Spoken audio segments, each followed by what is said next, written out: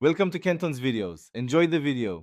You start by cutting power and isolating the keyboard from other factors. Disconnect chargers, USB devices, and external keyboards. Remove the battery if your model allows. Then press and hold the power button for 30 seconds to discharge residual power, because that can clear firmware hiccups. Once done, boot into BIOS or safe mode to verify if keys work before loading the OS, as this separates hardware issues from software conflicts and saves time troubleshooting. You now move to the physical checks that fix most malfunctions. First, gently blast compressed air into the gaps. Debris often blocks key contacts, so avoid liquids.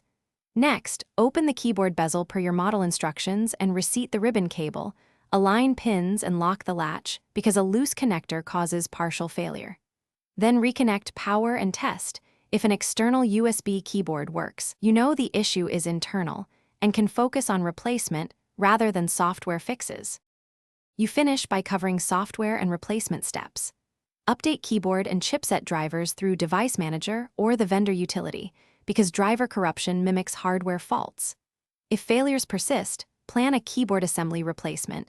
Many models allow a straightforward swap, but have a technician handle soldered or integrated boards.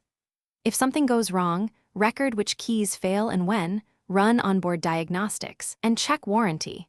This information speeds repairs and may avoid unnecessary. Thanks for watching. Consider subscribing if we helped you.